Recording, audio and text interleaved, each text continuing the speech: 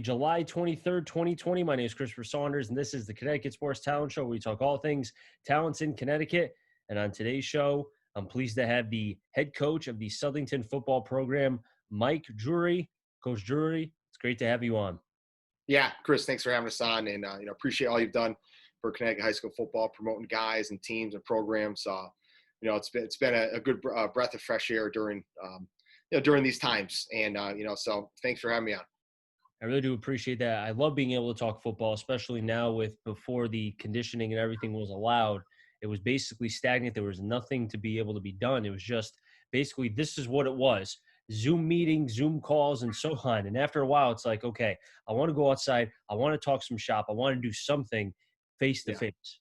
Yeah, exactly. But hey, you know what?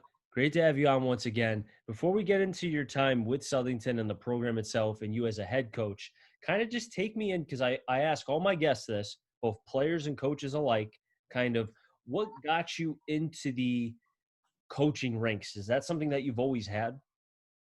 Yeah, I mean, for me, my father, I don't know if you know anything about him, but he was the head coach at Pompey High School for 35 years. So I grew up around the game. I grew up on the sidelines. I grew up, seeing these high school kids, idolizing these kids, and being around the game of football. So I've loved it at a very, very early age. For me, I played my whole life.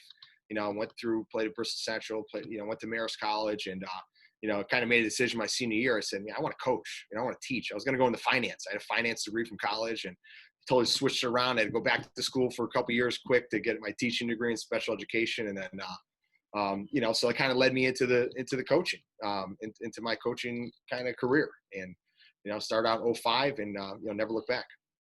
You mentioned about your father coaching at Pompey, and I played with a couple kids in the baseball program side when I was younger as the Oakville Junior Legion team, and they told me about how much, because at the time I was still young and I really didn't pay attention to high school sports, and I didn't know the history of a lot of the programs. And what they always told me was Pompey was big into football. Well, huge into football, big into basketball, and they just kept going on and on. But I was really able to learn about the history of Pompey, and the reason why I mentioned that is, do you think being around a program that big, and I'm not poo-pooing the little programs or the ones that kind of are just starting, but since we're talking about Pompey, do you think being around that kind of gave you an idea of this is how a big time program is ran?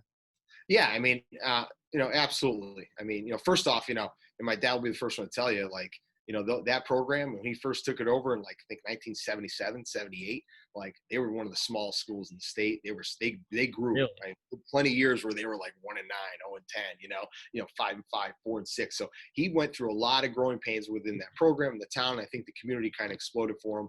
And, more people came in and, realized it was a great place to live, and whatnot. So it took off. So by the time I was like, kind of understanding things a little more, 10, 11, 12, 13, they really started to take off as a program.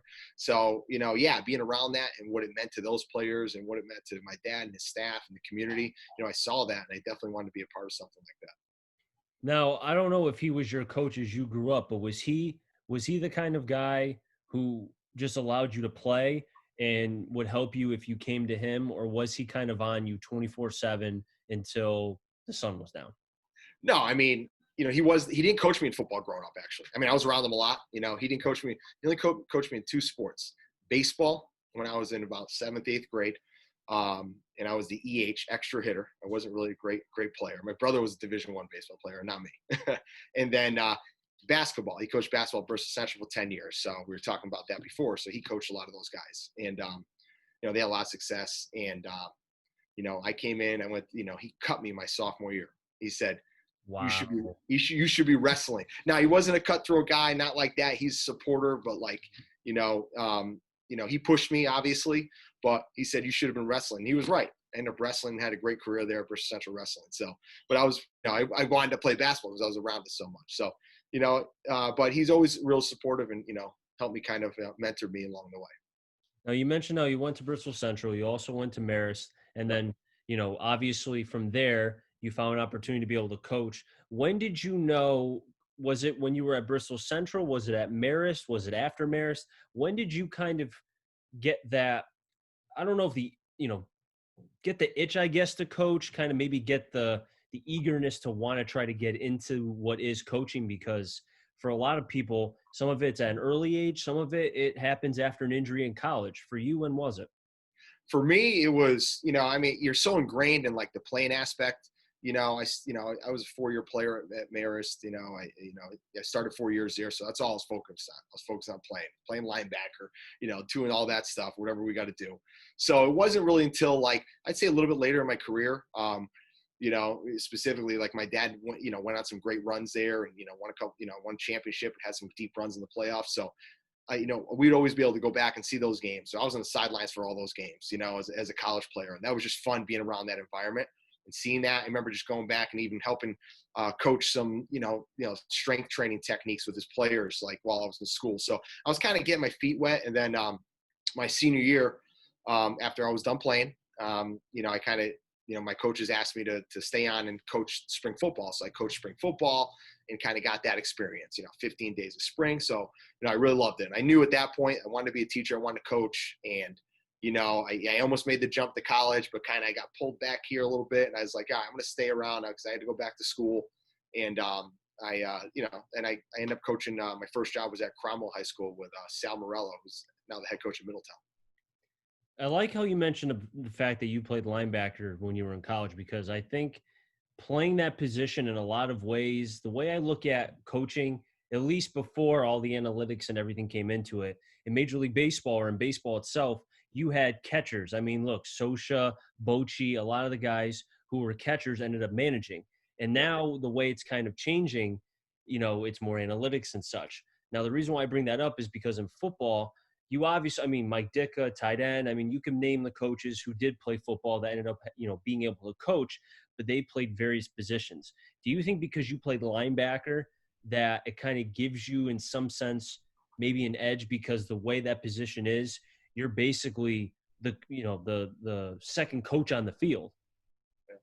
Yeah, I mean, we always talk about that with our, every position group has its purpose and extreme importance within the game. But I'm coaching defense for a lot of years. I now coach primarily offense now, so I've changed. But but I still tell our linebackers to this day, like, you guys got to set the tone. You guys are, some of the like kind of the quarterbacks out there in terms of, creating the calls, making a lot of the adjustments, making sure guys are in the same spots. They have a lot of different responsibilities in terms of run and pass game, big time. So, you really have to be, those guys aren't just straight ahead, blitzers and all day long. They have to be thinkers as well and think fast. So, I think it's, I think it helps, being around the game definitely helps. We're going to talk about some defense in a little bit because I'm a big defensive guy, especially now with everything being the spread and trying to score 50-plus points.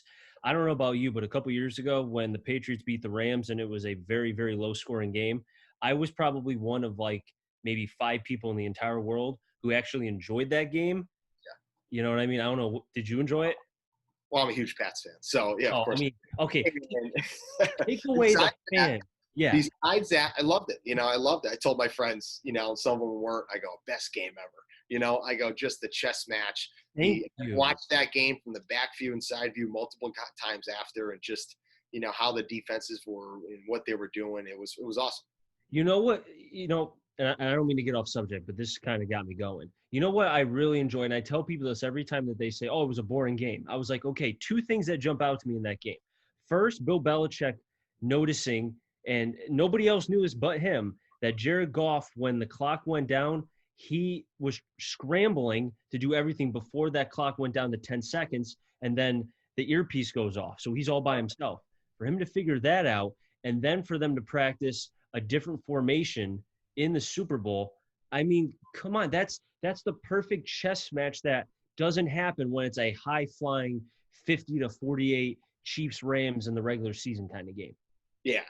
And that's just, that's why I love the Patriots. I mean, I love the Patriots for a lot of reasons, but with Belichick in terms of his ability to, just how he looks at the game and how he prepares and all the analytic stuff that they do as well. But, they prepare for those weird situations and just those, nothing really throws them off guard a lot.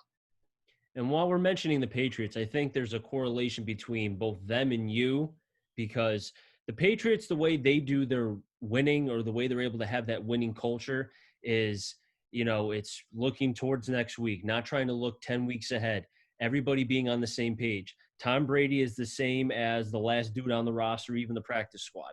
And the reason why I bring that up is I kind of see that with Southington. And now the success has been there over, 90 wins. I mean, you've been there for 10 seasons, or about to be 10 seasons now. Just kind of what is the formula that works in Southington? Yeah. First off, you need commitment from everybody within the program. You need commitment from the coaches, commitment from the players, parents. There's a lot of stuff that we do throughout an entire off season. So, the commitment, our work ethic in the off season is we think, one of the things that helps, set us apart at times. Like we work extremely hard, and the kids really sacrifice. We're getting up at, we're there at 5:50 in the morning throughout the entire year during school. Before school, we're training. We're doing a lot of stuff, to just kind of build that little mental edge on that stuff. And so that's worked for us, number one.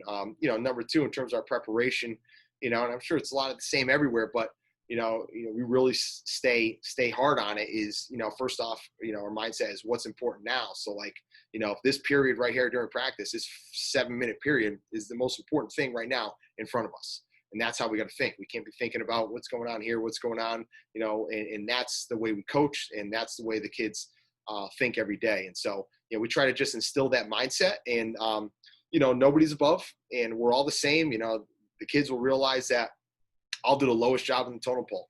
I've done it many times, man. I'm not the kind of coach who's going to be, pointing everything with everyone to do. Like, I'm going to get down and dirty with them, and they know that. So, they realize, like, when I'm asking you to do something that maybe a kid who's a senior and multiple year starter thinks, well, everyone's got to kind of do some of those, those dirty jobs, or, we're all part of the same family, and we treat it as such. We treat it as a family. It helps that you kind of keep your face, or kind of at least keep your presence in the area throughout practice, and being able to put yourself in an opportunity to do that, because it kind of shows not just to the coaching staff, but to the players that if they slack off for a second, Coach Drury will see me. If I don't do this rep right, Coach Drury will see me. Because it's one thing if an assistant coach says it, but when it's the head coach, they're trying to win your approval because they want to start. Because then if they start, they have tape. They can show it to colleges to get recruited. So being able to have that coach is very big. Yeah, I mean, that's important. That's important, but it's also relationship building. Like, we build great relationships with each other with these kids. We spend so much time together. We break bread so much with them. We do a lot of, we have fun together. We also have a lot of fun. We also, make it really competitive and exciting at practice. We try to do that because, practices can get long, they get stale, but, we're competing against ones versus ones all the time during practice. So, but you're building those relationships with those kids. They know that, myself and my staff, we're going to do anything to help them and be there for them, and to prepare them, to be successful in anything. Now, throughout the years, because there's been so much winning, I highly doubt, and I don't even know why I'm asking this question, but probably going to ask it anyway. Do you think is there an expectation that the season will just go off? You guys will have 9-10 wins a season, and then XYZ make it out however far in the playoffs? Or is it where every single year there is a different mindset? Because obviously there's different players. There could be a different quarterback. There could be a graduation of quarterback, et cetera. So things have to change a little bit.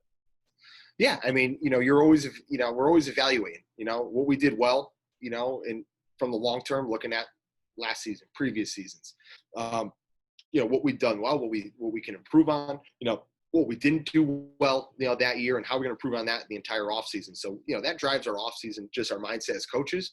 And then, what are we going to do? Like, what's our personnel? Like, you have to look at all that stuff, and where are the things we're going to be good at. We got to figure out how we can, be as good as we can in that stuff. But, we don't talk about, how many games, we're looking to win. We don't talk about that. We talk about, a championship culture, and, we want to be a part of that every year.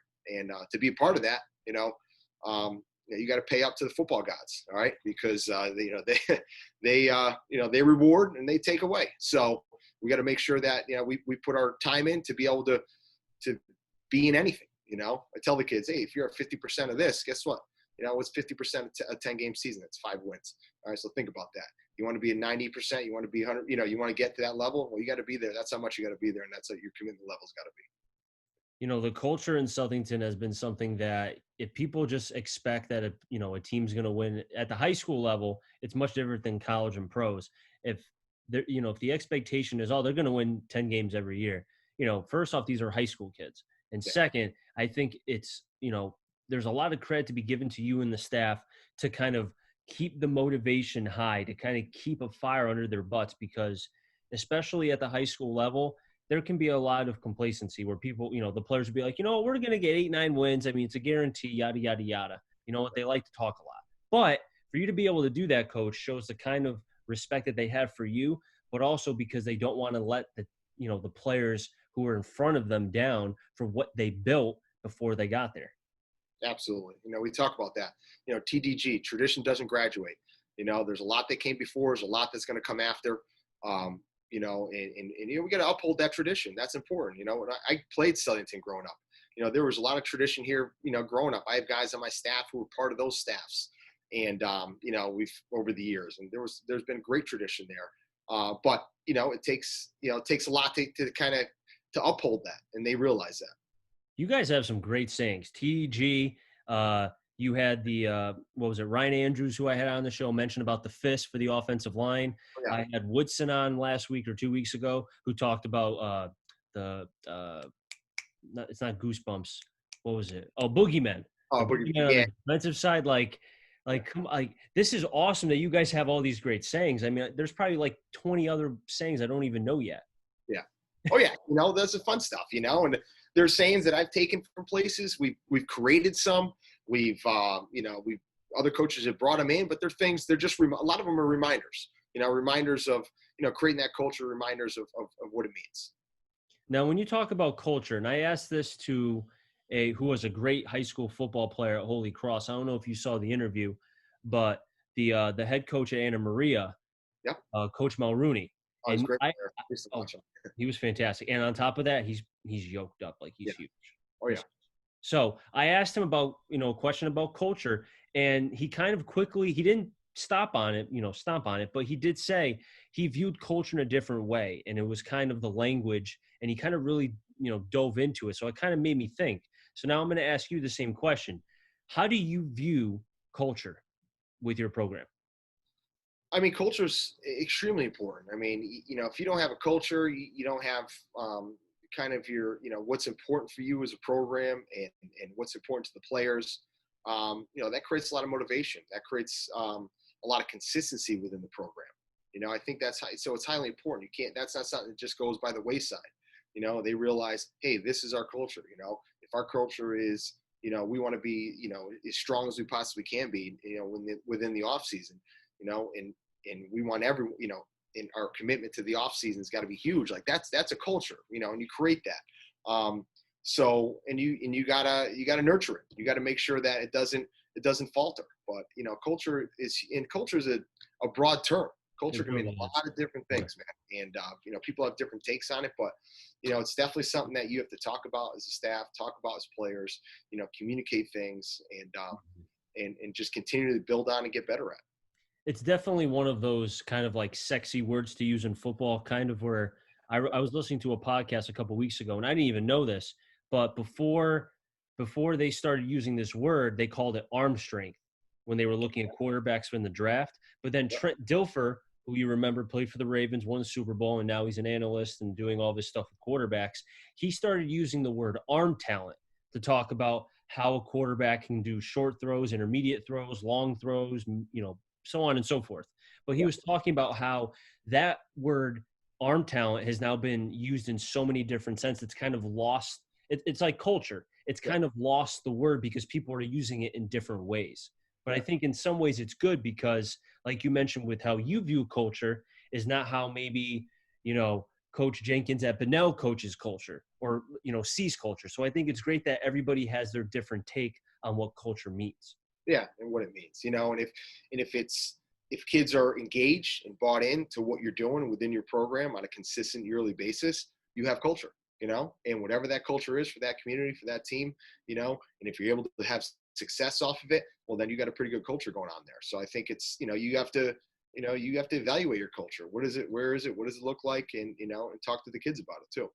And it helps when you have players who bought in. I mean, you have your coach or you have your quarterback in Lafferty, Woodson your defensive back, Ryan Andrews on the offensive line. That's just 3 players who I've had on, and I'm sure I'll have many more throughout the next couple months and so on.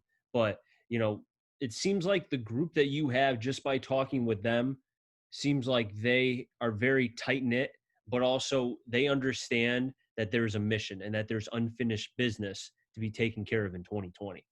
Yeah, I mean those guys, and among all our returning starters. I mean, those guys have put a lot of work in preparing themselves. But we got a lot of other great guys. Shane Laporte, who's kind of a jack of all trades, played quarterback for us, has the ability to do that.